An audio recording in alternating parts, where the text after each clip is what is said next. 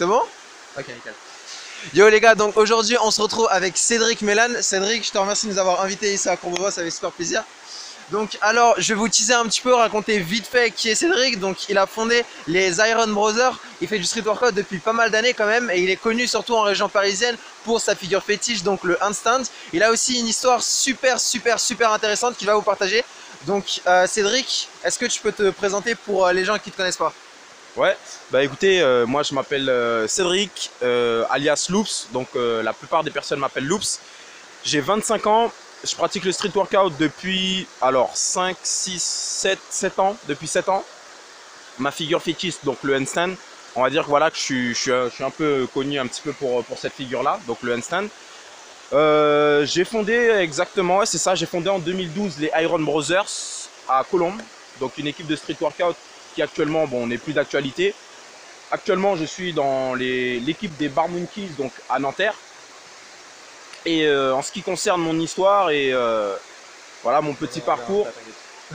Comment? On en revient après, t'inquiète. Ok, d'accord. C'est justement.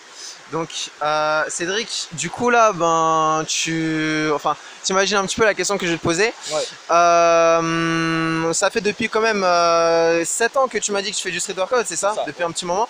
Et du coup, j'aimerais un petit peu revenir alors au tout début, genre, qu'est-ce qui t'a fait, qu'est-ce qui t'a donné le déclic, on va dire, pour te mettre dans le street workout?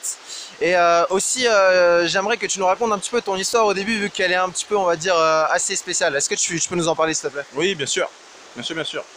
On va dire que j'avais toujours eu envie de me muscler, donc voilà, pour avoir une belle plastique, hein, comme pratiquement tous les bons gars, quoi. Et j'avais pas les moyens d'aller en salle, donc j'ai commencé à m'entraîner dehors. Et au même moment, j'ai été diagnostiqué donc d'une maladie du sang. J'ai été diagnostiqué d'une maladie du sang, donc son nom c'est l'aplasie médulaire. Donc c'est une maladie du sang qui attaque toutes les cellules sanguines, plaquettes, globules rouges, globules blancs. Et en gros, c'est le fait que toutes ces cellules, voilà, il n'y en a pas assez. Donc du coup, au niveau des barèmes, des minima, ben, je suis toujours en dessous des minima. Et voilà, ça provoque énormément d'effets secondaires, la fatigue, tout le temps malade, tout le temps essoufflé. Voilà, c'est vraiment entravant pour ce qui est du sport. Donc voilà, j'ai fait une chimio en chambre stérile pendant 1 mois non-stop. Suite à ça, c'est vraiment ce qui m'a donné envie de ne pas lâcher, quoi, parce que je voyais vraiment que mon état n'était rien comparé aux autres personnes qui étaient dans les chambres à côté de la mienne. Donc je me disais, voilà, j'ai pas le droit de me plaindre, faut vraiment pas que je me laisse marcher dessus par cette maladie, par la vie tout simplement. Donc voilà, je me suis mis à fond dans le street workout. J'ai rencontré aussi ce petit monde de street workout, donc toi aussi Nabil, genre, voilà, on était vraiment un petit monde, vraiment déterminé. J'ai remarqué aussi que beaucoup de personnes du street workout ont une histoire, ont une charrette avec eux.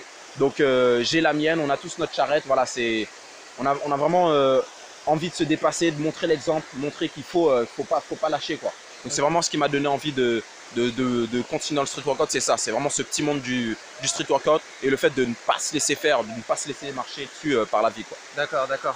Ok, ben écoute, Cédric, tu t'es venu, enfin, tu m'as parlé de choses qui sont super intéressantes. Tu m'avais dit que c'était aussi l'état d'esprit de ne jamais se laisser faire, toujours aller de l'avant, jamais abandonner.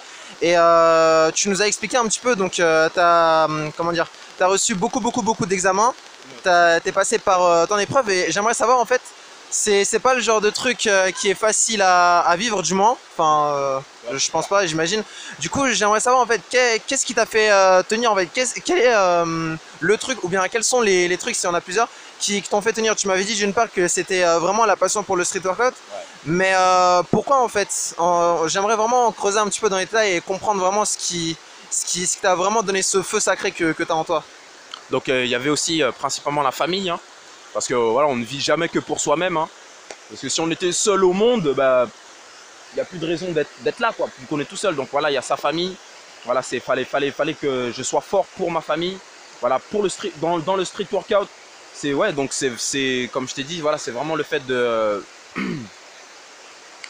comment dire, ce monde dans lequel on était. Voilà, je voyais vraiment la vision du fait qu'on pouvait vraiment aller loin dans ce sport.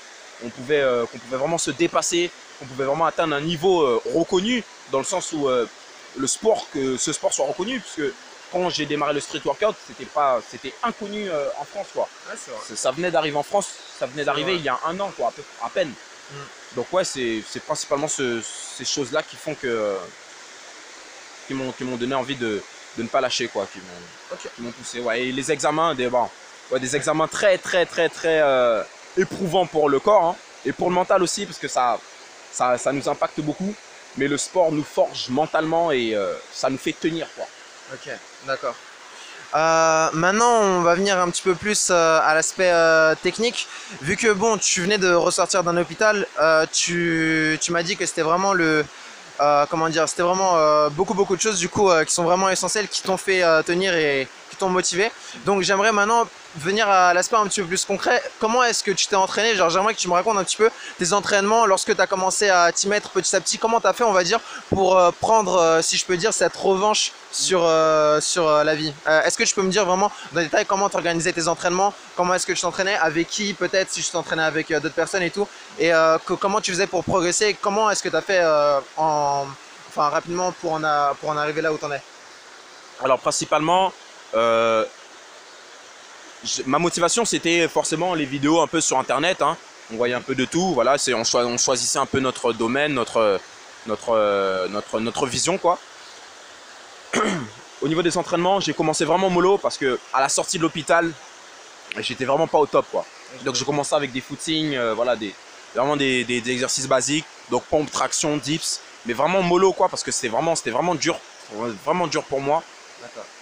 Au niveau des entraînements, voilà. Donc après, forcément, la progression suit, l'alimentation, l'hygiène de vie. Voilà, il faut que ça soit un minimum carré pour pouvoir assumer les entraînements, hein, parce que le street workout, c'est pas un sport qui est facile. Derrière ça, je me suis mis aussi à pratiquer l'athlétisme. Donc voilà, je pratique toujours aussi l'athlétisme. J'ai bientôt le niveau national. Ouais. Et donc voilà, et au niveau des entraînements, voilà, c'est la régularité. C'est la régularité qui paye. C'est ce qui paye. C'est ce qui fait que. Comment dire? Je dois mon niveau actuel, je le dois à ma régularité depuis toutes ces années. Voilà. Donc c'est pas forcément l'intensité de l'entraînement sur le moment même, mais c'est plutôt l'intensité de ta régularité sur le temps. Voilà, c'est vraiment ce qui fait que actuellement mon niveau et ma vision, ma passion, mon enthousiasme est toujours au top, quoi. D'accord. Ok. Ouais. Nickel. Je te remercie. Maintenant, on va passer à une question un petit peu plus spéciale. Donc, ta figure préférée, c'est le handstand, on a dit. Est-ce que tu peux nous raconter ton, entre guillemets, bon, pas ton histoire, mais genre le lien que tu as, on va dire, avec cette figure? Qu'est-ce qui t'a motivé? Peut-être t'es tombé sur une vidéo ou quelque chose comme ça. Et comment tu as fait, on va dire, pour la maîtriser comme tu la maîtrises actuellement? Donc, alors, je suis tombé un soir après l'entraînement, en rentrant chez moi, je suis tombé sur une vidéo de Calypso. Pour ceux qui ne connaissent pas, c'est Calypso Tumblr. On remettra des images pour... Voilà. Donc voilà, c'est... Ouais, ça marche. Ouais. Nickel. Donc ouais. Et j'ai eu un déclic qui a fait que je voulais devenir... je voulais pouvoir faire exactement ce que ce mec-là faisait. Donc je ne sais pas c'était quoi ce déclic-là, mais c'était non négociable. Il fallait absolument que je puisse faire ça. Donc j'ai commencé à m'entraîner directement tous les soirs, un petit peu après mon entraînement de base. Donc voilà, c'est après mon entraînement quotidien, je me réentraînais pour ça, exactement. Donc tu faisais vraiment ça en plus, quoi? Ouais, vraiment, ouais. C'était vraiment en plus, c'était non négociable, peu importe l'heure, la douleur ou quoi. Voilà, je me suis vraiment entraîné comme un bourrin, donc j'ai chopé des blessures. Mais sinon, la progression était là, donc forcément ça me vraiment tu le voulais vraiment, quoi, c'est ça. Voilà. Voilà. Derrière ça aussi, il y avait le fait qu'il y avait une sorte de rivalité, c'était bon enfant quand même, mais il y avait une sorte de rivalité dans le groupe, dans l'équipe. Donc qui est plus fort que qui progresse mieux que qui. Ouais, et ça, moi j'aimais pas mal. Et surtout aussi, il y avait aussi, c'était chacun son domaine. Donc on va dire que, admettons que quelqu'un perdait un défi, tout de suite il ramenait l'adversaire sur son domaine. Et moi je voulais avoir mon domaine propre. Quand j'allais en compétition, donc tu connais toutes les compétitions qu'on faisait, beaucoup de personnes faisaient beaucoup de mêmes choses, mais je voyais pas beaucoup de handstand. Donc je me suis dit non, cette figure-là, c'est vraiment faut que je la travaille, quoi. Et c'est vraiment une figure tape à l'œil, elle attire vraiment le regard. Donc je me suis mis vraiment à fond sur cette figure. Je suis tombé amoureux de cette figure.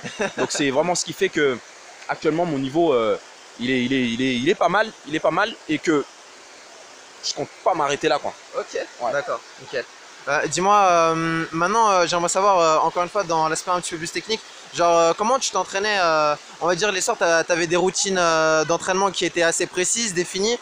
Tu avais peut-être des objectifs, on va dire, de plus en plus grands au fur et à mesure que le temps passait ou en fonction des acquis que tu avais. Est-ce que tu peux nous expliquer rapidement comment est-ce que tu faisais? Ok. Alors, j'avais une routine de base d'entraînement, en plus du fait de faire des handstands tous les jours. Pas forcément une séance, mais d'en faire au moins un, deux, une dizaine. Ok, d'accord. Voilà. Donc ça, c'était vraiment faire plusieurs handstands juste pour laisser ton corps s'habituer, entre guillemets. exactement, c'est Ok. exactement ça. C'est exactement ça pour l'habitude, en termes de voilà, de l'habitude D'accord. que ton corps puisse se mettre dans cette position-là. Donc voilà, c'est ça, c'était tous les jours. Et avec l'entraînement, donc forcément pour se renforcer, hein, musculairement, quoi, pour pouvoir assumer cette figure-là. En termes de progression, dans la vidéo justement, le gars décrit plusieurs étapes. Voilà. Ok, et d'accord. voilà. Donc je m'étais donné Je vais un. le mettrai en dessous. C'est ça. Ben, voilà, c'est ça. Et au niveau des étapes, forcément c'était de plus en plus dur. Et voilà, je me donnais des laps de temps pour réussir telle étape, telle étape, telle étape. Donc j'avais un petit avantage, c'est que quand j'ai découvert la vidéo, je réussissais déjà 2 étapes. Donc Ok. c'était déjà pas mal.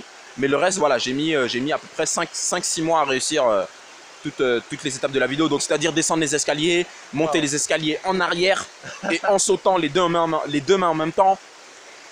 Voilà, je me rappelle à l'époque, c'était vraiment dur. C'était chaud. Je me disais, putain, si j'ai ça, mais tous les matins. Wow. Et au final, ouais, maintenant aujourd'hui, je l'ai, je suis vraiment content. Quand je le fais, les gens ils me disent, putain, franchement, c'est bien et tout.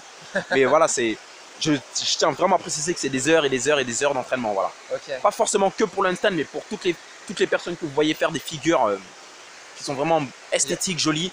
Derrière, Il n'y a pas de secret, quoi, c'est la répétition. c'est ça, c'est les heures d'entraînement, quoi. Nickel. Du coup, là, je pense qu'on en est à plusieurs minutes. Cédric, juste avant de terminer, on va dire, la vidéo, j'aimerais que tu me dises, enfin, imagine si tu as un débutant en face de toi qui veut se lancer dans le street et qui, on va dire,